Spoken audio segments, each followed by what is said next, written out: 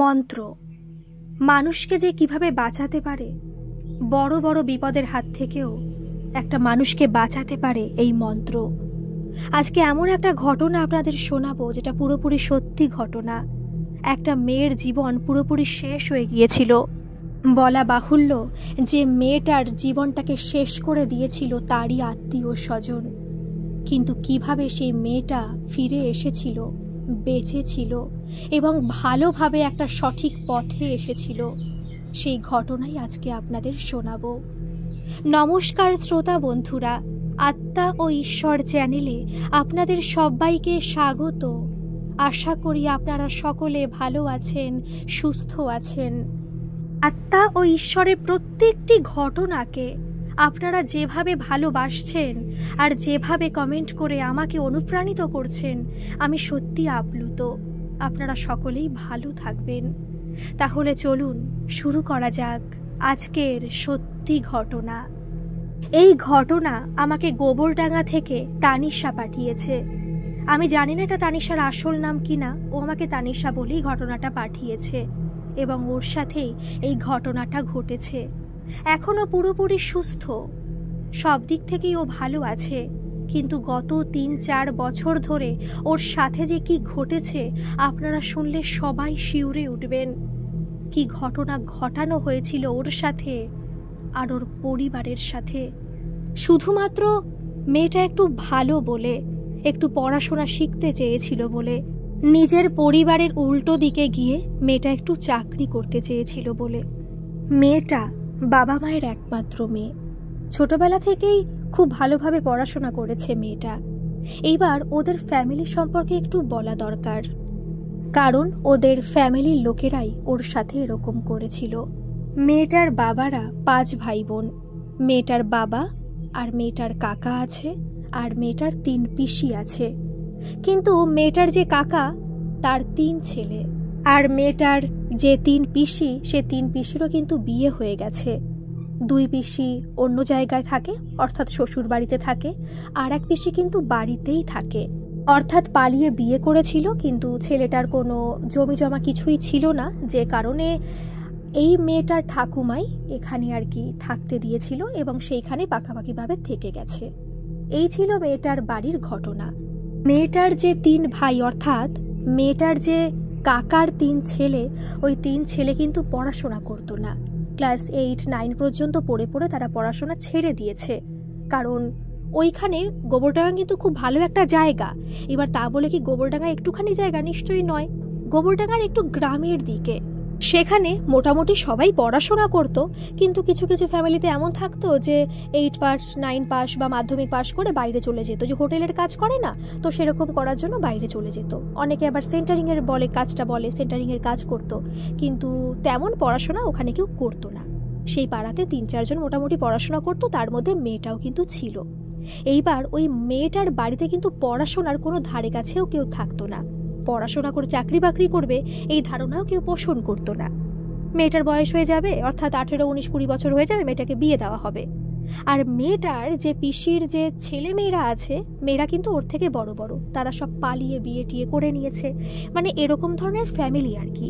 কিন্তু মেয়েটার মা চেয়েছিল যে মেয়েটাকে এভাবে মানুষ করবে না, যদি তাদের সাথে মিশতে বলতে অর্থাৎ সবসময় তাদের সাথে গল্প করা বা টাইম স্পেন্ড করা, এটা যদি করায় তাহলে হয়তো তার মেয়েটাও ওদের মতো হয়ে যাবে। এই ধারণা কিন্তু করাটা ভুল নয়, কারণ সে চেয়েছিল যে তার মেয়েটা যেন ভালো পড়াশোনা করে ভালো চাকরি বাকরি করে, কারণ সেই মেয়েটা কিন্তু তার বাবা মায়ের একমাত্রই মেয়ে ছিল। তারা চায়নি, বিশেষ করে তার বাবাও কিন্তু সাপোর্ট করেছিল তার মাকে, যে হ্যাঁ আমি তোমার পাশে আছি, তুমি মেয়েকে মানুষ করো, মেয়েকে আমরা এদের মতো অন্তত হতে দেব না। এই যে একটা মেয়েকে আলাদা করে মানুষ করা, আপনারা দেখবেন, জানি না এটা প্রত্যেক পাড়াতে হয় কি না, এটা কিন্তু সত্যি ঘটনা। কোনো পাড়াতে যদি কোনো মেয়েকে ভালোভাবে মানুষ করতে চায় না, একটু আলাদাভাবে রেখে বা ভদ্রভাবে সবসময় চলাফেরা করে না, রাস্তাঘাটে ঘরের মধ্যে থাকে, তাহলে দেখবেন পাড়ার কিছু কিছু মানুষজন খুব বাজে কথা বলে। আলাদাভাবে মেয়েটাকে মানুষ করাচ্ছে, খুব ঘ্যাম হচ্ছে, এটা কিন্তু বাস্তব কথা। কারণ আমি যেভাবে গল্পগুলো বলে থাকি, আমি কিন্তু বাস্তবটাকে তুলে ধরার চেষ্টা করি। গল্পটাকে সুন্দর করে সাজিয়ে গুছিয়ে খুব সুন্দর করে বলতে আমি চাই না, আমি বাস্তবটাকেই বলতে চাই। তো সেইভাবেই কিন্তু আমি বলার চেষ্টা করছি। তো মেয়েটার পাড়াতেও কিন্তু এমনই ছিল, ভালোবাসতো সবাই। আবার বলতো যে এই একটা মেয়ে ওই বাড়িতে, যেখানে পিসির ছেলেমেয়েরা এরকম, সেখানে মেয়েটাকে ভালোভাবে মানুষ করছে। কিন্তু বাড়ির থেকে কিন্তু কেউ রাজি ছিল না যে মেয়েটাকে এভাবে মানুষ করবে। তা কিন্তু খুব উল্টোপাল্টা কথা বলতো প্রথম যখন তার মার অতটা ক্ষমতা ছিল না কথা বলার। তখন বলতো যে মেয়েটাকে আলাদা করে মানুষ করছো, আমাদের সাথে মিশতে দিচ্ছ না, দেখবে ওই মেয়ের কোনোদিনও ভালো হবে না, চাকরি করবে, চাকরি কি পাওয়া চারটেখানি কথা নাকি, কোনো মতেও চাকরি পাবে না, এরকম ধরনের অনেক বাজে কথা বলতো। কিন্তু ওই মেয়েটার মা বাবা কোনো কথার তোয়াক্কা করতো না, এক মনে মেয়েটাকে মানুষ করতে শুরু করলো। মেয়েটা কিন্তু শুধুমাত্র পড়াশোনাতেও ভালো ছিল না, ও কিন্তু পড়াশোনার পাশাপাশি গান আবৃত্তি এইসবও কিন্তু করতো, এইসবের দিকে ওর ন্যাক ছিল। অর্থাৎ মেয়েটা পুরো পরিবারের উল্টো হয়ে গেছে, বুঝতেই পারছেন এরকম একটা পরিবার। আর সত্যি কথা বলতে ওর যে কাকার ছেলেরা, যখন ওদের বয়স প্রায় 15-16 বছর, মাধ্যমিক দেওয়ার বয়স হয়ে গেছে কিন্তু পড়াশোনা করছে না, বাড়িতে ঘুরে বেড়াচ্ছে, সেই সময় কিন্তু ওরা যে ড্রিঙ্ক করা, মদ গাঁজা সবই কিন্তু খেত। আর সেই একটা বাড়িতে থেকে একটা মেয়ে এইভাবে পড়াশোনা করছে, আর ওরকম একটা পরিস্থিতিতে মেয়েটা গান আবৃত্তি সমস্ত কিছু করছে, চারিদিকে মেয়েটার নাম ডাক হচ্ছে, এটা তো মেনে নেওয়া সম্ভব না। তাই হয়তো মেয়েটার সাথে এরকম বাজে একটা ঘটনা ঘটিয়েছিল। যথারীতি মেয়েটা বড় হতে লাগলো। মেয়েটাকে কিন্তু দাদু ঠাকুমা খুব ভালোই বাসতো, কিন্তু তার পিসিদের, তার কাকার এইসবের চাপে পড়ে ভালোবাসতে তেমন একটা পারতো না।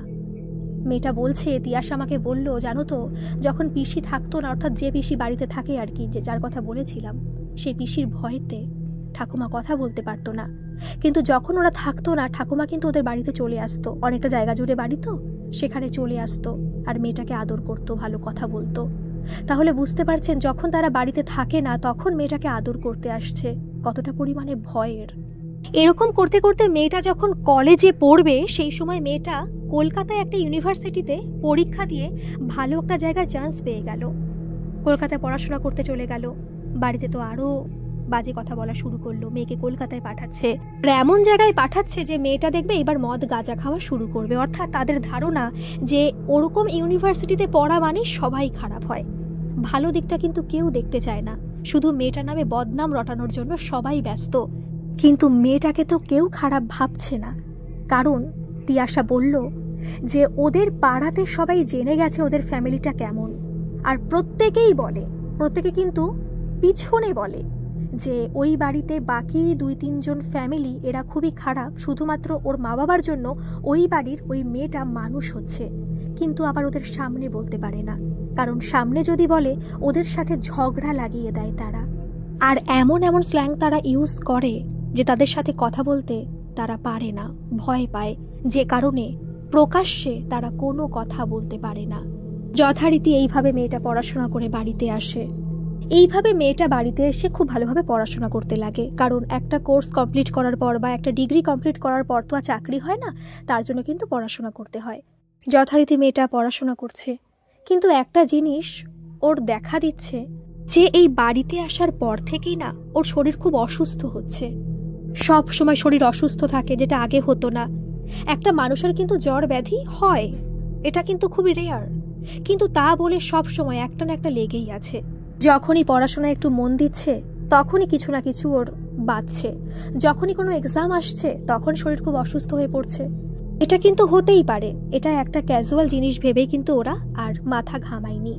আরেকটা জিনিস দেখা দিচ্ছে ওদের বাড়িতে, যে যখন মেয়েটা কলকাতা থেকে পড়াশোনা করেই বাড়িতে পাকাপাকিভাবে চলে এসেছে, যে এখন একটু পড়াশোনা করবে কম্পিটিটিভ এক্সামের জন্য, সেই সময় যেটা আগে কখনো হয়নি, যে ওর মা বাবার মধ্যে একটা ভালো আন্ডারস্ট্যান্ডিং ছিল, কিন্তু দেখছে ইদানিং বিনা কারণে শুধু ঝগড়া অশান্তি বাড়তেই থাকছে।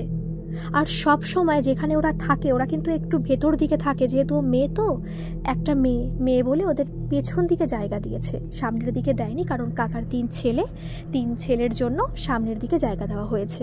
এটা বাড়ির যারা ঠাকুমা দাদু ছিল, এবং জানি না এটাও বলল যে হয়তো পিসিদের চাপে পড়ে এই জিনিসটা করতে বাধ্য হয়েছে। অপরাধটা কি? ও একটা মাত্র মেয়ে, আর ও পড়াশোনা শিখছে, একটু চাকরি করতে চায়, এটাই ছিল ওর অপরাধ, যে কারণে ওদের পেছনে জায়গা দেওয়া হয়েছে। তবুও কিন্তু ওরা কোনো কিছু ভাবেনি, এইভাবে কিন্তু ওরা চুপচাপ ছিল, কোনো কিছু কাউকে বলেনি, চুপচাপ নিজের মতো করে পড়াশোনা করে গেছে, আর তার বাবা মা তাকে মানুষ করার জন্য ব্যস্ত হয়ে রয়েছে। কিন্তু এই যে কলকাতা থেকে আসার পর থেকে মেয়েটার শরীর যে অসুস্থ, বাবা মার মধ্যে বিনা কারণে একটা গন্ডগোল লাগছে, যেটা আগে কখনো হতো না, বুঝতে পারছে না ও কি করবে তখন। আর ওই যে বললাম একটু বাগানের দিকে বাড়ি, ওদের কিন্তু আগে ভৌতিক কোনো ব্যাপার ছিল না, ওদের মনে একটা সাহস ছিল, তেমন কিন্তু এই যে এটা বলতে চাইছি ভূতের কোনো উপদ্রব বা কোনো কিছু, এটা কিন্তু ছিল না। কিন্তু মেয়েটা আসার পর থেকেই না ওদের বাড়িতে একটা কালো ছায়া নেমে এসেছে। ও এসে দেখতে পারছে যে সঙ্গে সঙ্গে না, কিন্তু প্রায় 1-1.5 মাস যাওয়ার পর থেকে ওদের বাড়িতে এই জিনিসগুলো ঘটছে। সবসময় একটা আওয়াজ দেখা দেয়, ঘুমাচ্ছে তো মনে হচ্ছে কেউ ওকে ডাকছে, যেন পাশে বিনা কারণে কিছু আওয়াজ হচ্ছে, কিছু সরসর করে চলে গেল, মনের ভুল হলেও মানা যেত। কিন্তু এমন আওয়াজ হতো যেটা মনে হয় কেউ পাশে রয়েছে কিন্তু সেখানে কেউ নেই।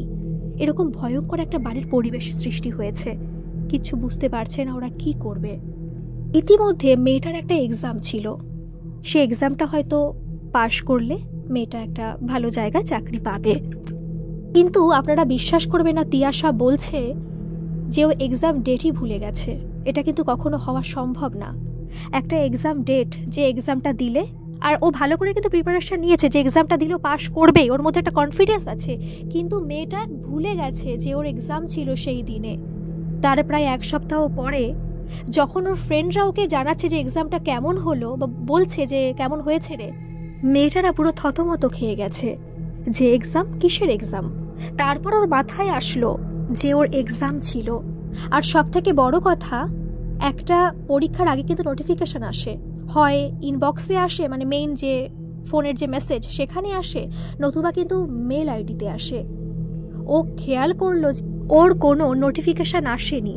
তারপর ও যখন ইমেল আইডিটা খুললো, ওর দেখলো যে 100% পুরো কমপ্লিট হয় না মেল আইডিতে, যে 100% কমপ্লিট হয়ে গেলে আর মেল ঢুকতে চায় না, তো এটাই হয়েছিল। কোনো কারণবশত পরীক্ষাটাও দিতে পারলো না। খুব কেঁদেছিল সেদিন, কাঁদাটাও স্বাভাবিক, যে এত প্রিপারেশন নিয়ে এত কিছু করার পর যে এক্সামটাই দিতে পারলো না। ওকে কিন্তু মা বাবা কথা শুনিয়েছিল সেই সময়, কথা শোনাটাই স্বাভাবিক, যে তুই এত কেয়ারলেস, কি করে একটা এক্সাম ভুলে যাস, এত বড় একটা ভাইটাল পরীক্ষা ছিল তোর। বকাবকি করলো, কিন্তু পরে ওরা বুঝেও ছিল, পরে সান্ত্বনাও দিয়েছিল। এই যে পরীক্ষা দিতে পারলো না, সবসময় শরীর অসুস্থ থাকছে, বাড়িতে একটা ভৌতিক পরিবেশের সৃষ্টি হয়েছে, একটা কালো ছায়া নেমে এসেছে, মা বাবার মধ্যে অশান্তি বাজছে, মা বাবারও কিন্তু শরীর অসুস্থ লাগছে। আর একটা লক্ষ্য করার বিষয়, ওদের কিন্তু 3 জনের স্বাস্থ্য শরীর খুব ভালো ছিল, কিন্তু এই দেখতে দেখতে ওদের শরীরটা না বিনা কারণে, একটা সামান্য শরীর খারাপ হলে মানুষ কি রোগা হয়ে যাবে? নিশ্চয়ই নয়। শরীর অসুস্থ থাকবে, আবার ঠিক হয়ে যায়, ওষুধ খেলে আবার হয়, কিন্তু রোগা হয়ে যাচ্ছে ওরা 3 জনই। বুঝতে পারছেন ওরা কি করবে। এই সময় ওরা কিন্তু, ওর মা বাবা বিশেষ করে, একটা জায়গায় দীক্ষা নেওয়া ছিল। এই যে গোবরডাঙ্গার মতো অঞ্চল, ওখানে পাশে নাকি ঠাকুরনগর বলে একটা অঞ্চল আছে, ওইখানে কিন্তু হরিচাঁদ মতে ওরা খুব মানে। তো ঠাকুরনগরেরই একটা জায়গায় ওরা দীক্ষা নিয়েছিল, ওর মা বাবা দীক্ষা নিয়েছিল হরিচাঁদ ঠাকুরের মতে। তো যার কাছে দীক্ষা নিয়েছিল, তিয়াশা বলল সেই মানুষটি না অমায়িক। আমি আগের দিনই একটা ঘটনায় বলছিলাম না যে আমি এরকম গোসাই দাদু দেখতে পাই না, এরকম সৎ, ভালো, নিষ্ঠাবান গোসাই আজকাল দেখা যায় না। সবাই তো ভুয়ো হয়, সবাই টাকা খাওয়ার ধান্দায় থাকে, একদম সত্যি কথা। কিন্তু আজকে যে দাদুর কথা বলবো, তিনিও একজন গোসাই অবশ্যই, কারণ যারা এই হরিচাঁদ মতে দীক্ষা দেয় তারাও তো গোসাই। তিনিও যে কত ভালো একজন মানুষ আপনারা বিশ্বাস করতে পারবেন না। তিনি ওদের বলেছিল যখন ছোট ছিল, তিয়াশা যখন ছোট ছিল, তখন ওর মা বাবাকে বলেছিল, দেখো, আর মাঝখানে একটা কথা বলি, ওদের কিন্তু তেমন অর্থ সম্পত্তি নেই, বাবা দিন আনে দিন খায়, দিন মজুর, মোটামুটি চলে যায় আর কি, মেয়েটাকে পড়াশোনা করিয়ে মোটামুটি করে চলে যায়, এরকমই একটা পরিবার, যে খুব বিশাল ব্যাপার সেরকম কিন্তু নয়। তো সেই সময় ওই দাদু যখন দীক্ষা নিয়েছিল, তখন তার বাবা মাকে বলেছিল, দেখো একটা কথা বলি, না খেয়ে থাকো। একটা না কথা আছে, যেটা তিয়াশা বলল, গুরুচাঁদ ঠাকুরের মতে একটা কথা আছে, গুরুচাঁদ ঠাকুর অবশ্যই, যে না খেয়ে থাকো, ভিক্ষে করে খাও, কিন্তু ছেলে মেয়েকে মানুষ করো, শিক্ষিত করে তোলো। আর সেটাই ওই গোসাই দাদু বলেছিল মেয়েটার বাবা মাকে। আর যেই কথাতে অনুপ্রাণিত হয়ে ওর বাবা মা মেয়েটাকে মানুষ করছিল। আর ওই গোসাই দাদুর বাড়ি কিন্তু ঠাকুরনগরে, ঠাকুরনগরে বাড়ি আছে ওনার, বর্ধমানে বাড়ি আছে, কলকাতাতে বাড়ি আছে ওনার, কিন্তু প্রায় 3 জায়গায় বাড়ি। বর্ধমানে কিন্তু আশ্রম আছে, ঠাকুরনগরে ওনার আশ্রম আছে। তো এইভাবেই কিন্তু মোটামুটি চলে। এবার যেহেতু ওরা ব্যস্ত থাকে তো তাই সবসময় কিন্তু দেখা হয় না সেই গোসাই দাদুর সাথে। কিন্তু যখন ওরা দেখলো, মানুষের মনে তো সন্দেহ হয় নাকি, যে আমাদের বাড়িতে এরকম একটা পরিস্থিতির সৃষ্টি হচ্ছে বিনা কারণে। মেয়েটা এরকম শরীর অসুস্থ থাকে সব সময়, পড়াশোনা করতে চাইলে করতে পারছে না। যখনই কোনো একটা, শুধু একটা পরীক্ষা না কিন্তু, এরপরেও কিন্তু এরকম বহু হয়েছে যে বহু একটা ভাইটাল কোনো ব্যাপার ও স্মৃতিশক্তি লোপ পেয়েছে, ওর মনে থাকে না, ও কি করবে সেটা মনেই থাকে না ওর। বুঝতে পারছেন, ফর্ম ফিল আপ করার ডেট চলে যায়, ওর মনে থাকে না, ও করবে করে করতে পারে না। এরকম একটা বাধা সৃষ্টি হয়, একটা পেছন দিকে টানার একটা সৃষ্টি হয়। তখন ওরা তিনজনে মিলে বসে আলোচনা করে শান্তভাবে, যে একটা কথা বলি, জানি না এটা তোমরা বিশ্বাস করবে কি না। মেয়েটাই কিন্তু বলেছিল যে আমাদের বাড়িতে এরকম ঘটনা ঘটছে, আমার কিছু মনে থাকে না। কিছু বলতে কোনো দরকারি কিছু জিনিস যেখানে মেয়েটা দাঁড়াতে পারবে, মেয়েটা চাকরি পাবে বা ভালো কিছু হবে, ভালো কিছুর ক্ষেত্রে বাধা সৃষ্টি হয়, অন্য কিছুর ক্ষেত্রে কিন্তু নয়। যে কোনো জিনিসের ক্ষেত্রেই মেয়েটার স্মৃতিশক্তি লোপ পাচ্ছে, ভালো কিছু হওয়ার ক্ষেত্রে মেয়েটার স্মৃতিশক্তি লোপ পাচ্ছে, তখন মেয়েটার কিছু মনে থাকে না। এই জিনিসগুলো না ওরা তিনজনে মিলে বসে বসে ভাবছিল যে কেন হচ্ছে। তখন ওরা বলল যে তোর দাদুর সাথে তো আলোচনা করলে একটু ভালো হয়, উনি তো কখনো আমাদের অসৎ বুদ্ধি দেননি, সবসময় ভালো বুদ্ধি দিয়ে এসেছেন, তাহলে একটু গিয়ে দেখা যাক। তখন মেয়েটা আর মেয়েটার বাবা মা ওই দাদুর কাছে গিয়েছিল। এটা কিন্তু প্রথমবার নয়, ওই যে বললাম সব সময় যাওয়া হয় না, তবুও কিন্তু আগে মেয়েটা যখনই সময় পায় বছরে 1-2বার করে কিন্তু দাদুর কাছে যায় এবং কথাবার্তা বলে চলে আসে। এখনও তারা গেল। এবার একটা কথা বলি, আপনারা এটা কিন্তু নিজে প্রয়োগ করে দেখবেন, একদমই কিন্তু ভুল নয়। এর আগে যখন মেয়েটা গিয়েছিল, মেয়েটার বাবা মা ওখানে যেত ওই দাদুর কাছে, ও দাদু না একটা জিনিস দুটো হাত ধরে লক্ষ্য করত। যেহেতু মেয়েটা যখন ছোট ছিল তখনই কিন্তু বাবা মা দীক্ষা নিয়েছিল, তারপর থেকে মেয়েটা ওখানে যায়, বছরে 1-2বার করে হলেও যায়, তারা ওই দাদুর বাড়িতে যায়, অনুষ্ঠান হলে যায়। অনুষ্ঠানের সময় তো ব্যস্ত থাকে, ওই সব দেখতে পারে না, কিন্তু যখন ফ্রি টাইমে যায়, এমনি সময় দেখা করতে যায়, তখন কিন্তু ফাঁকা থাকে ওই দাদু, তখন দেখতে পারে। এবার কি দেখাটা, দুটো হাতটাকে এইভাবে ধরতে হবে, কিভাবে কি করে বোঝাই মুখে বলে, দুটো হাতটাকে বুকের কাছে আনতে হবে আর দুটো কনুইটাকে মেলাতে হবে। হাত যেন সমান থাকে, দুটো হাতের সাথে যেন পুরো মিল থাকে, যেন লেগে থাকে আর কি। আর নিচে যে কনুই থাকবে, কনুই লক্ষ্য রাখতে হবে অন্য কাউকে দেখিয়ে যে কনুই যেন সমান থাকে। তারপরে দুটো হাতটা যেভাবে, হাতের যে পাতা, দুটো হাতের পাতাটাকে মেলে ধরবেন আর একটু লক্ষ্য করবেন যে আমাদের যে কনিষ্ঠ যে আঙুল, সেই কনিষ্ঠ আঙুল, এই বাঁ হাতের এবং ডান হাতের কনিষ্ঠ আঙুল দুটো সেম আছে কিনা। যদি সেম থাকে তাহলে বুঝবেন আপনার কেউ কোনো ক্ষতি করেনি। আর যদি সেম না থাকে, যদি একটা একটু উপর দিকে বা নিচের দিকে থাকে, তাহলে বুঝবেন আপনার কেউ ক্ষতি করেছে। এটা কিন্তু কোনো কুসংস্কার নয়, এটা পুরো বাস্তব কথা। আর যখন তিয়াশা বলল না, এটা আমিও কিন্তু শুনেছি, আমার মা বাবার কাছ থেকেও আমি শুনেছি, অনেকের কাছ থেকেও কিন্তু আমি শুনেছি, কারণ আমার নিজেরও কিন্তু একটা দাদু আছে যাকে আমি খুব বিশ্বাস করি, যিনি আমাকে এই কথাগুলো বলেছেন। এটা পুরোপুরি সত্যি কথা, আপনারা প্লিজ একটু প্রয়োগ করে দেখবেন, আমি জোর করছি আপনাদের। মানে যদি মনে হয়ে থাকে যে আপনার কেউ ক্ষতি করেছে, তাহলে এখানেই বুঝে যাবেন। এটা কিন্তু অনেকে জানে না। যথারীতি ওই দাদু দেখতো, ওরা তো বুঝতো না, এটা কিন্তু দাদু কখনো বলেনি যে আমি এই কারণে তোমাদের দেখি। আগেও তো শরীর খারাপ হয়েছে, ওরা কি এর আগে কি সবসময় সুস্থ ছিল? নিশ্চয়ই না, আগেও তো শরীর খারাপ হয়েছে, দাদুর কাছে গেছে, বলতো শরীর খারাপ মানে থাকে আর কি। তখন কিন্তু দাদু এরকম হাত দেখে, ওরা না বুঝতে পারতো না যে কেন হাত দেখে, হয়তো ভাবে এরকম দেখার কৌশল, সবাই তো আর সমান হয় না। কিন্তু যখন এইবার গিয়ে ওদের হাতটা দেখলো, তখন দাদু বলল তোমাদের তো ক্ষতি করেছে। আচ্ছা একটা কথা বলুন তো, কোনো মানুষও যদি জোচ্চোর হয়, কোনো মানুষও যদি মিথ্যেবাদী হয়, তাহলে এতগুলো বছর ধরে, ওরা কিন্তু বহু বছর ধরে ওখানে যাচ্ছে, তাহলে তো আগেও বলতে পারতো না যে আপনাদেরকে ক্ষতি করেছে, আপনারা এইগুলো ব্যবস্থা করুন, এইগুলো টাকা পয়সা দিন, বলতে পারতো। তাহলে এই যখন লাস্টবার গেল, তখন কেন এত বছর পরে বলল যে আপনাদের তো ক্ষতি করেছে? আপনাদের না, তুমি করে হয়তো ওদের বলে যে তোমাদের তিনজনকেই তো ক্ষতি করা, আর বিশেষ করে মেয়েটাকে ক্ষতি করেছে, অর্থাৎ মেয়েটার স্মৃতিশক্তি লোপ পাবে পড়াশোনার ক্ষেত্রে, আর যদি কোনো ভালো জিনিস করতে যায় সবসময় সেই জিনিসটা বাধা হয়ে দাঁড়াবে, যাতে ও সেই জায়গায় পৌঁছতে না পারে। ওরা তো সবাই হয়ে গেল। এর আগে কিন্তু এরকম কোনো ঘটনা দাদু বলেনি, আর ওরা কিন্তু বিশ্বাস করেছে মেয়েটা এত বড় একটা শিক্ষিত মেয়ে, একটা ভালো জায়গায় গিয়ে পড়াশোনা করেছে, আধুনিক মনস্ক মেয়ে। ওই মেয়েটাও কিন্তু বলল যে আমি তখনই বিশ্বাস করেছি, দাদুকে বিশ্বাস করেছি, কারণ দাদুর মতো মানুষকে বিশ্বাস করা যায়। অন্য কেউ হলে হয়তো বিশ্বাস করতাম না। এরপরে আরও অনেক কথা বলেছে, আমি একটু টেনে বলছি কারণ বুঝবেন না ব্যাপারটা। তাহলে দাদু কিন্তু এই নিশান না কি একটা ব্যাপার বলে, আমি নেহাত নাকি একটা বলে, আমি ঠিক সত্যি বলছি, আমি ওয়ার্ডটাও ঠিক মতো বলতে পারছি না। ব্যাপারটা হচ্ছে রাত্রেবেলায় দাদু ধ্যানে বসে, গভীর রাত্রে, এবং ধ্যানে বসলে ওই দাদু না বুঝতে পারে, অনেক কিছু দেখতে পারে, যে আপনাদের কারা ক্ষতি করেছে বা কি করে ক্ষতি করেছে, বাড়িতে কিছু আছে কি না পোতা, বা কোথায় শরীর খারাপ হচ্ছে, কি দিলে জিনিসটা ভালো হবে, এইগুলো কিন্তু রাত্রেবেলায় না ওই ধ্যানে বসলে দেখতে পায়। যথারীতি ওরা আবার পরের দিন গেছে, যাওয়ার পরে ওদের বলেছে যে তোমাদের বাড়িতেও কিছু পোতা আছে, যার কারণে তোমাদের বাড়িতে কালো ছায়া নেমে আসছে, আর কোনো শান্তি তোমাদের বাড়িতে থাকবে না, সবসময় অশান্তি লেগে থাকবে, আর বিনা কারণে সবসময় তোমরা এরকম উল্টোপাল্টা আওয়াজ পাবে, একটা ভয়ঙ্কর পরিবেশের সৃষ্টি হবে। আর ওরা তখন বলল যে হ্যাঁ, একদম সঠিক দাদু, তুমি বলেছ, এটাই কিন্তু বাড়িতে হয়। তখন সমস্ত কথা জানালো। আপনারা বিশ্বাস করবেন, অনেকে হয়তো ভাববেন দাদুর টাকা পয়সা চেয়ে হয়তো ব্যবস্থা দেবেন, না। তিয়াশা বলল দাদু একটা টাকাও চায়নি ওদের কাছে, ওদের কড়ি আনতে বলেছিল, কড়ি দিয়ে আরও অনেক কিছু প্রসিডিওর ছিল, সেগুলো বলছি না কারণ কি করে বলবো সেগুলো, দাদু যেগুলো করেছে। কড়ি আনতে বলেছিল এক একজনকে, কড়ি এনে কীভাবে ওদের ঝাড়িয়ে টাড়িয়ে দিয়েছিল, হাতটাকে কীভাবে করে কাটিয়ে দিয়েছিল, আর বলেছিল এখনও কিন্তু কাটেনি পুরোপুরি। তখন দাদু বলেছিল মন্ত্রই হচ্ছে সব থেকে বড় বল।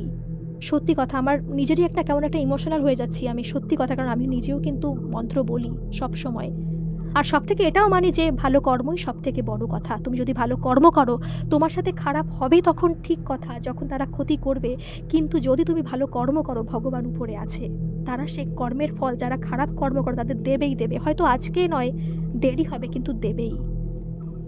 তখন দাদু বলেছিল যে এই যে হরিচা ঠাকুরের মতে না, হরিমতে হরিবল একটা মন্ত্র আছে, হরিবল হরিবল বলতে হয়।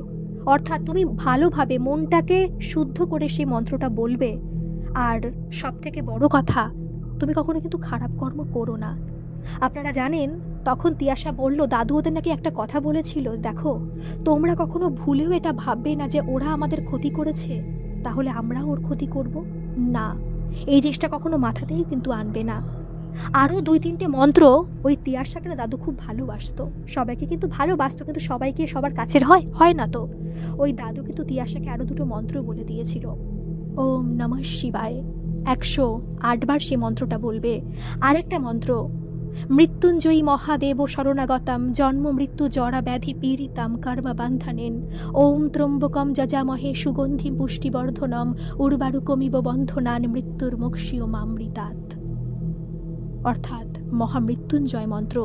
অনেকে কিন্তু ওম ত্রম্বকম থেকে বলে, কিন্তু একজন বলেছেন যে মহামৃত্যুঞ্জয় মন্ত্রটা বলতে গেলে ওই মৃত্যুঞ্জয়ী মহাদেব শরণাগতাম, এই যে প্রথমে যে লাইনগুলো বললাম এগুলো বলতে হয়, তাহলে নাকি মন্ত্রটার একটা জোর বাড়ে।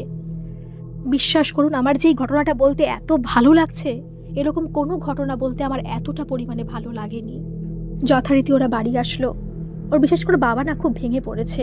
আর একটা কথা, দাদু হয়তো দেখেছে যে কারা ক্ষতি করেছে, কিন্তু দাদু না বলেনি, দাদু শুধু বলেছে তোমাদেরই কাছেরই খুব মানুষ যে তোমাদের ক্ষতি করেছে। শুধু একটা কথাই মনে রেখো, যে তোমরা কারোর কোনো জিনিস যদি কাউকে বিশ্বাস না করো যে তোমাদের ক্ষতি চায়, কখনো খেও না। আর যদি কখনো খাও তাহলে একটু গন্ধটা শুকে তারপরে খেও। এটা কিন্তু আপনারাও জেনে নেবেন প্লিজ, কারণ এগুলো থেকে আমিও অনেক কিছু শিখতে পারছি।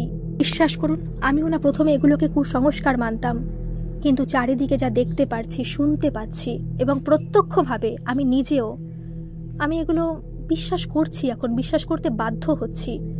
তাই প্রত্যেকেরই ভালো কর্ম করা উচিত, কারোর কখনো ক্ষতি করব না। আর যদি কখনো কেউ ক্ষতি করে, ভগবানের উপরে সমস্ত কিছু ছেড়ে দেব এবং মন্ত্র উচ্চারণ করব, তারপরে ভগবান যা করার করবে। যথারীতি ওরা বাড়ি এসেছিল। আসার পরে প্রায় 1 সপ্তাহ মন্ত্র উচ্চারণ করার পরে মেয়েটাকে তো শিখিয়ে দিয়েছিল, মেয়েটাকে বলেছিল তুমি এইভাবে দেখবে। তখন কিন্তু ওই দিন বলেছিল যে এইটা দেখা মানে হচ্ছে কেউ ক্ষতি করেছে কিনা সেটা জানার জন্য এটা আমি দেখি, এর আগে কিন্তু কখনো বলেনি। তারপরে মেয়েটা না প্রায় 1 সপ্তাহ যাওয়ার পরে হাত দেখেছিল হাতটা পুরো সমান সমান হয়ে গেছে। আপনারা বুঝতে পারছেন যে মেয়েটার হাত পুরো এদিক ওদিক ছিল, উল্টোপাল্টা ছিল, কনিষ্ঠ আঙুলটা, সেই আঙুলটা পুরো ঠিক হয়ে গেছে। এটা কী করে সম্ভব জানি না। ওরা কিন্তু এখনও ঠাকুরের মন্ত্র বলে, এইবার তার মাঝখানে ওরা একটা জায়গায় গিয়েছিল, ওরা একটা কালী মন্দিরে গিয়েছিল। এটা কিন্তু দাদুকে ওরা বলেনি, তো ওরা হঠাৎ ভেবেছিল, মানে শুনেছে কোথাও একটা, হয়তো শোনার পরে ওরা একটা জায়গায় গিয়েছিল কালী মন্দিরে। এটা গোবরডাঙ্গাতে একটা কালী মন্দির, গোবরডাঙ্গার মন্দির আছে না একটা, ওটা কিন্তু নয়, ওই কালী মন্দির নয়, বড় মন্দির আছে ওখানে একটা, যেটা দক্ষিণেশ্বরের আদলে তৈরি। শুনেছি নাকি গোবরডাঙ্গার মন্দিরের আদলেই নাকি দক্ষিণেশ্বরের মন্দিরটা তৈরি হয়েছে, এটা শুনেছি। ওই মন্দিরটা নয়, অন্য একটা মন্দিরে ভেতর দিকে সেটা, সেখানে গিয়েছিল। এবং সেখানে জল দেখে বলে, দাদুর মতো না, জল দেখে বলে, জল দেখে নাকি বলেছিল যে হ্যাঁ মেয়েটার ক্ষতি করা হয়েছে এবং অনেকটা ঠিক হয়ে গেছে। তখন ওরা বললো যে হ্যাঁ দাদুর কাছে গিয়েছিলাম, এই হয়েছে। তখন না, যেমন দাদু না বলে দেয় না এক্স্যাক্টলি যে কে ক্ষতি করেছে, হয়তো ভাবে যে যদি কখনো গন্ডগোল হয় বা এটা নিয়ে যদি কখনো কোনো বাজে সিচুয়েশন হয় তখন কি করবে, সেই কারণে হয়তো বলতে চায় না। কিন্তু ওখানে কিন্তু বলে দিয়েছে, ওখানে বলে দিয়েছে তোমার নিজের কাকিমা তোমার ক্ষতি করেছে। আর এটা না ওরা বিশ্বাস করেছে, কারণ এর আগে এই যে এখানে এসেছে এটা বলার আগে পর্যন্ত ওরা আলোচনা করেছে যে ওর কাকিমাই জিনিসগুলো করতে পারে, কারণ ওই কাকিমার বাড়ি না একটু মুসলমান পাড়ায়, ঠিক আছে, ওর বাপের বাড়ি মুসলমান পাড়ায়, হিন্দুই কিন্তু মুসলমান পাড়ায়। সেখানে এরকম অনেক কবিরাজি অবশ্যই আছে, আপনারা প্লিজ কোনো হিন্দু মুসলমান ভেদাভেদ করবেন না, কারণ অনেকেই কিন্তু এরকম আছে যারা ভালো খারাপ, হিন্দুদের মধ্যেও ভালো খারাপ আছে, মুসলিমদের মধ্যেও কিন্তু আছে। তো সেখানে এরকম নাকি হয়, টুকটাক যেটাকে বলে এটা কিন্তু করা হয়। আর দ্বিতীয়ত ওই কাকিমার নাকি একজন দূর সম্পর্কের ভাই আছে যে জ্যোতিষ, আমি জানি না কেমন জ্যোতিষ, যে কখনো কারোর ভালো চায় না, সেরকম ধরনের জ্যোতিষ। ওরা জানে জ্যোতিষ কিন্তু মাঝে মাঝে ওদের বাড়িতে আসে, ওই কাকিমার বাড়িতে আসে, অনেকক্ষণ বসে, লোকের কথা কি শুনতে চায়, ওরা শোনে না, কি করে না করে চলে যায়। কিন্তু ওরা পরে আর কি সমস্ত ক্যালকুলেট করে দেখলো যে না, ঠিক কথাই, এটা থেকেই হচ্ছে। আপনারা বুঝতে পারছেন, ওই কালীবাড়ি থেকে বলে দেওয়া হলো যে শুধুমাত্র তুমি পড়াশোনা করো বলে, ওখানে কিন্তু সেম কথা বললো, যদি আলাদা কথা বলতো তাহলে মানা যেত যে তোমার স্মৃতিশক্তিটাকে লোপ করা হচ্ছে, অর্থাৎ তোমার ভালো একটা জায়গায় বাধা সৃষ্টি করা হচ্ছে। ওরা চায় না তোমার চাকরি বাকরি হোক, এই কারণে তোমার বাধা সৃষ্টি করছে সমস্ত কিছুর ক্ষেত্রে। তোমার মা বাবার মধ্যে একটা ভালো আন্ডারস্ট্যান্ডিং, এত ভালোবাসে একে অপরকে, সেই জিনিসটাকে বন্ধ করার চেষ্টা করছে যাতে গন্ডগোলটা লেগে থাকুক। আর বাড়িটা যেহেতু তোমরা খুব সুখে শান্তিতে থাকো, সবাই দেখছে যে এত ভালো পড়াশোনা করছে, এত ভালো কিছু হচ্ছে, মেয়েটার চাকরি পাবে, সবাইকে দেখিয়ে দেবে মেয়েটা, আমাদের ছেলেরা মদ গাঁজাকে ঘুরে বেড়ায়, আর সেই মেয়েটা চাকরি করবে আমাদের ছেলেকে টপকে গিয়ে, সেই জিনিসটা ওরা সহ্য করতে পারেনি, যে কারণে তোমাদের প্রতি এই অত্যাচারগুলো ওরা করছে। মেয়েটা নাকি খুব কেঁদেছিল সেই মন্দিরে গিয়ে, খুব কেঁদেছিল। আর মেয়েটা বলল, আমি কেঁদে কেঁদে শুধু মাকেই নালিশ জানিয়েছিলাম যে মা আমি কিছু করতে চাই না, কারোর বিরুদ্ধে কিছু করতে চাই না, যদি আমি ভালো কর্ম করে থাকি তুমি তার ফলটা দিও, শুধু এইটুকুই চাই। তো মেয়েটা সেখানে এইগুলো বলে এসেছিল। সেখান থেকে মেয়েটার হাতে একটা তাবিজ দিয়েছিল, বলেছিল দেখো এটা কোনো কিছুই না, তোমাকে রক্ষা করবে, যদি কখনো তোমাকে আবার ক্ষতি করার চেষ্টা করে তো ওরা ক্ষতি করতে পারবে না, তোমার পাশে সবসময় তোমার মা কালী থাকবে। আর তুমি মন্ত্র উচ্চারণ করো, ভুলে বাবাকে ডাকো, হরিচা ঠাকুরকে ডাকো, সমস্ত ঠাকুরকে ডাকো, তোমাকে দেখবে অবশ্যই, যদি ভগবান উপরে থেকে থাকে সেই মন্ত্রের জোর অবশ্যই থাকবে এবং তার ফল তারা পাবেই। মেয়েটা যথারীতি বাড়ি চলে আসলো, খুব ভেঙে পড়েছিল মেয়েটা। কষ্ট লাগে না যে এরকম এত ভালো মেয়েটা, মানে ও বলতে চাইছে যে আমি কখনো কারো তো ক্ষতি করিনি, তাহলে কেন অন্যরা আমার ক্ষতি করছে। তো এইভাবে চলছিল, ভগবানের নাম করছে। তারপরে মেয়েটা কিন্তু একটা চাকরি পায়, সঙ্গে সঙ্গে তো আর না, প্রায় 2 বছর লেগে গিয়েছিল, কারণ একটা চাকরি পেতে কিন্তু সমস্ত প্রসিডিওর কমপ্লিট হতে কিন্তু প্রায় 2 বছর লাগে। 2 বছর পরে কিন্তু মেয়েটা চাকরি পেয়েছিল। বাড়িতে মা বাবার শরীর অসুস্থই থাকে, আবার ঠিক হয়, এটা হয়তো ভাবে যে বয়স হয়ে গেছে সেই কারণেও হয়তো হতে পারে, আবার ঠিক হয়ে যায়, মাঝে মাঝে আবার ঠিক থাকে, আবার একটু শরীর খারাপ হয়, কারণ বয়স হয়ে গেলে তো এটা হয়। আরেকটা জিনিস বলি, যেটা তিয়াশা বলেছিল মাঝখানে আমি বলতে ভুলে গেছি, এই যে পিসি না, যেটা যারা ওকে সহ্য করতে পারতো না, আগে কিন্তু কথা বলতো, আগে ইদানিং কোনো কারণ ছাড়াই, ইদানিং বলতে ওই যে চাকরি পাওয়ার আগে আর কি, যখন ওই বাজে একটা সিচুয়েশন হচ্ছে, যখন কলকাতা থেকে পড়াশোনা করে আসলো, তখন ওর সাথে না কথা বলতো না। আর একটা জিনিস লক্ষ্য করতো যে কাকিমাকে ওই পিসি সহ্য করতে পারতো না, কারণ দেখুন যারা এরকম ধরনের মানুষ হয় না, তারা কিন্তু কেউ কাউকেই সহ্য করতে পারে না, ওদের মধ্যেও কিন্তু এরকম বাজে ঝগড়াঝাটি লেগেই থাকতো। কিন্তু ও কলকাতার আসার পর থেকে, ওখান থেকে আসার পর থেকে লক্ষ্য করেছে যে ওই কাকিমা যা বলে ওই পিসি সেই কথাতেই রাজি হয়ে যায়। সব থেকে খারাপ কিন্তু বাড়িতে ওই পিসি ছিল, যেটাও বললো যে পিসি আর কি খুব গালাগালি করতো, ঝগড়াঝাটি করতো, কাকিমাও করতো কিন্তু কম। কিন্তু ও লক্ষ্য করেছে যে যে মানুষটা, যে পিসি প্রত্যেকটা মানুষের সাথে অশান্তি করে বেড়ায়, সেই পিসি কিন্তু সেই কাকিমার বিপক্ষে কোনো কথা বলতে পারে না। জানি না এটা কেন, তিয়াশা নিজেও মানে কনফিউজড এটা কেন হয়। যদি ওই কাকিমা বলে যে সূর্য পশ্চিম দিক থেকে ওঠে, ওই পিসি বলবে হ্যাঁ তুমি ঠিকই বলেছো, সূর্য পশ্চিম দিক থেকেই ওঠে। বুঝতে পারছেন তো কি অবস্থা ওই বাড়ির, যে ওই কাকিমা যা বলবে ওই বাড়ির কিন্তু প্রত্যেকটা মানুষই সেই কথাই শুনবে।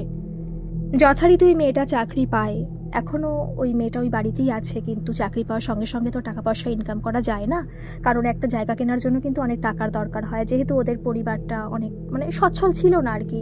তো মেয়েটা টাকা জোগাড় করার চেষ্টা করছে, ওর একটাই লক্ষ্য যে যেন ওখান থেকে ও জায়গা বিক্রি করে, বা জায়গা বিক্রি নাই করুক, যেন অন্য জায়গায় জায়গা কেনার ক্ষমতা ওর হয়।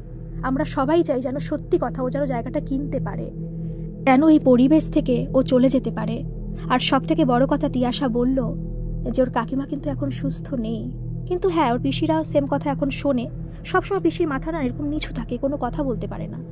অন্যদের সাথে কোনো ঠিক আছে, কাকিমা যা বলবে মাথা নিচু করে শুনবে। যে মানুষটাই আগে কাকিমাকে সহ্য করতে পারতো না, মানে ওই পিসিটা এমনই ছিল যে কাউকে সহ্য করতে পারতো না আর কি। তো এরকম হয়। আর ওই কাকিমার কিন্তু এখন শরীর খুব অসুস্থ থাকে, মাঝে মাঝে থেকে শরীর অসুস্থ হয়ে পড়ছে, ফিট হয়ে পড়ছে, এরকম শরীর অসুস্থ হয় কেন হয় জানি না। ভালো থাকুক সবাই, ও যেটা বলছে যে ভালো থাকুক সবাই, সুস্থ থাকুক। তো ও বলছে, ও এমনভাবে বলছে যে আমি চাই যারা আমার ক্ষতি করেছে, যারা আমার বাবা মার ক্ষতি করেছে, যারা আমার বাড়ির ক্ষতি করেছে, তাদের যেন উপরের ঈশ্বর না ছাড়ুক, যদি ঈশ্বর বলে কিছু থেকে থাকে। তো এই হচ্ছে আজ পর্যন্তর ঘটনা। এখনও যেতে পারেনি, ও চেষ্টা করছে অন্য জায়গায় চলে যাওয়ার। আর দাদুর কাছে তো এখনও যায়, আর চেষ্টা করে দাদুর ওখানে দান ধ্যান করার, করেও পুজো অনুষ্ঠান হলে অনেক কিছু দেওয়ার চেষ্টা করে।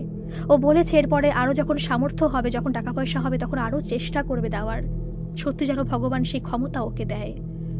দাদু বলেছে নাকি এরপরেও নাকি অনেক ক্ষতি করার চেষ্টা করেছে, ওর অনেক ক্ষতি করার চেষ্টা করেছে। করবে না, যে মানুষটা ক্ষতি করতে চায় তার ক্ষতি করেছে। আর যখন দেখছে সেই মানুষটা ভালো আছে, চাকরি বাকরি করছে, তারা তো ক্ষতি করার চেষ্টা করবে, আরও বেশি করে করবে। কিন্তু হয়তো ভগবান উপরে আছে, হয়তো মন্ত্র বলে, হয়তো মা কালীর সেই তাবিজ রয়েছে, হয়তো সব সময় ভগবানকে ডাকে, সৎকর্ম মেইন হচ্ছে সৎকর্ম করে, তাই হয়তো কোনো কিছুতে এখন কিছু হয় না। সত্যি যেন মেয়েটা চলে যেতে পারে সেখান থেকে। এখনও হয়তো তারা ভালোভাবে সেই ফলটা ভোগ করেনি। আমিও এটা ব্যক্তিগতভাবে বলছি, সত্যি তিয়াশা, যদি যে তোমার ক্ষতি করেছে, তোমাদের ক্ষতি করেছে, তাদের যেন ভগবান শাস্তি দিক, সেটা তোমার কাকিমাই হোক বা অন্য কেউই হোক। আমরা তো নিজেরাও তো এক্স্যাক্টলি জানি না যে কে ক্ষতি করেছে। তো এই ছিল আজকের ঘটনা। আপনাদেরও আমি এটা বলতে চাই যে এটা বলাটা ঠিক হবে কিনা জানি না, বা কারোর উপরে তো কোনো কিছু চাপিয়ে দেওয়া যায় না, এটা উচিতও না, তবুও বলবো মন্ত্রের উপর থেকে কোনো কিছু হয় না। আর একটা হনুমান মন্ত্র আছে, ওম নমো হনুমতে রুদ্রাবতারায় সর্বশত্রু সংহারণায় সর্বরোগ হরায় সর্ববশীকরণায় রামদূতায় সোহা। এই যে মন্ত্রগুলো, এই মন্ত্রগুলো হয়তো প্রত্যেকেরই না উচ্চারণ করা উচিত, তার পাশাপাশি সৎকর্মও করা উচিত। যদি কেউ কখনো ক্ষতি করে না, হয়তো সেই ক্ষতিটার তাদের গায়ে লাগবে না, ভগবান রক্ষা করবেন। কেমন লাগলো আজকের ঘটনাটা অবশ্যই কিন্তু কমেন্টে জানাবেন। আর ভালো লাগলে একটা সাবস্ক্রাইব করে আমার পাশে থাকবেন। যদি আপনাদের সাথেও এরকম কোনো ঘটনা ঘটে থাকে, যেটা অলৌকিক হোক, অতিজাগতিক হোক, ঐশ্বরিক হোক, দৈবিক হোক, সেই সব ঘটনা কিন্তু আপনারা আমাকে নির্দ্বিধায় পাঠাতে পারেন। যদি মনে করেন আপনার নাম বলা যাবে না, তাহলে রিভিল করব না, গোপন নামই ইউজ করা হবে, কিন্তু আপনারা পাঠাতে পারেন। আমার ইমেল আইডি আমার ডেসক্রিপশন বক্সে দেওয়া থাকলো, আপনারা সেখানে গিয়ে মেল করতে পারেন। আসি তাহলে, আবারও আসবো এরকম কোনো শিক্ষণীয় ভয়ঙ্কর গল্প নিয়ে।